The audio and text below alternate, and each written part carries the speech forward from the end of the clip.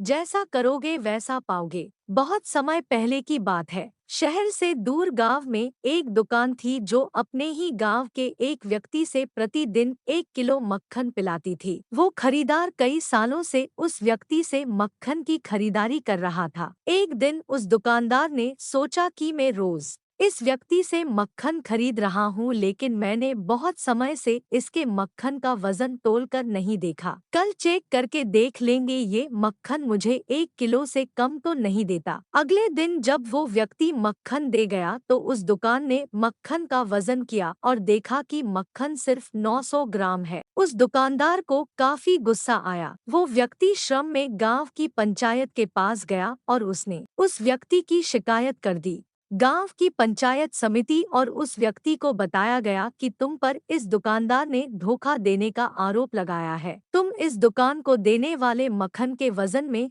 हेरा फेरी करते हो और हर बार तुम इसे 1 किलो मक्खन की जगह सिर्फ 900 ग्राम ही देते हो। क्या मुखिया अपनी सफाई में कुछ कहता है?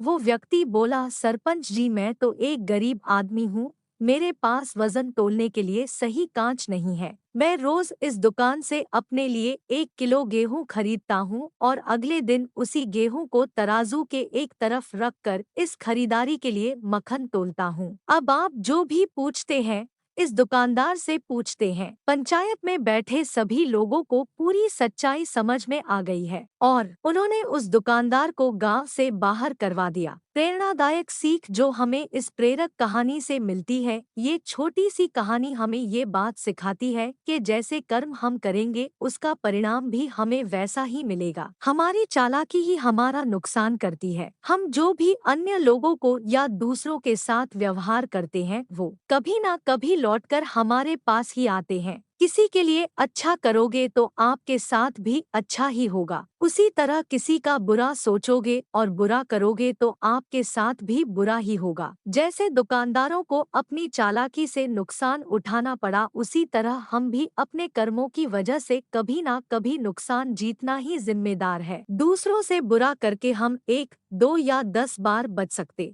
हैं, लेकिन एक ना एक दिन उसका परिणाम हमें पीछा करना पड़ता है। हम अपने कर्मों के फल से भाग नहीं सकते। बुरा करने वाले के साथ बुरा ही होता है, फिर चाहे वो आज हो या आने वाले 1 साल बाद।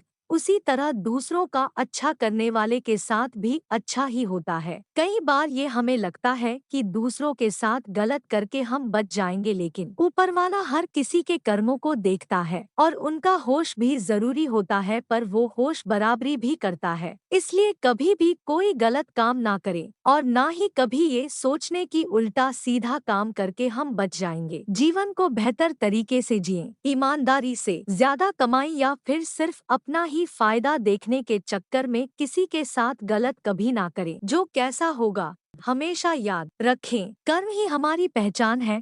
हमारे कर्म ही हमारी पहचान है। चाहे लोग हमें हमारे नाम से जानते हों, लेकिन दूसरे हम हमारे सम्मान की वजह से नहीं बल्कि हमारे कर्मों की वजह से करते हैं। इसीलिए किसी ने कहा है कि हमारे कर्म ही हमारी असली पहचान है, वरना एक नाम के इस दुनिया में कई इंसान है। दूसरों के साथ अच्छा करने वाले को और दूसरों की मदद करने को हर कोई याद रखता है, फिर चाहे वो व्यक्ति छोटा हो या बड़ा। लेकिन गलत काम करने वाले व्यक्ति को ये दुनिया कभी रिस्पेक्ट नहीं देती। हम भले ही लाइफ में कितने भी बड़े बन जाएं, अगर दूसरों के प्रति हमारा व्यवहार गलत होगा तो कोई भी हमारी रिस्पेक्ट नहीं करेगा। आई होप इस मोटिवेशनल शॉर्ट स्टोरी से आपको कुछ अच्छा सीखने को मिला हो। ऐसी और भी प्रेरणादायक कहानी को पढ़ने के लिए हमारे चैनल को जरूर सब्सक्राइब करें। ये मोटिवेशनल कहानी आपको पसंद आई हो तो इसे अपने दोस्तों के साथ शेयर जरूर करें।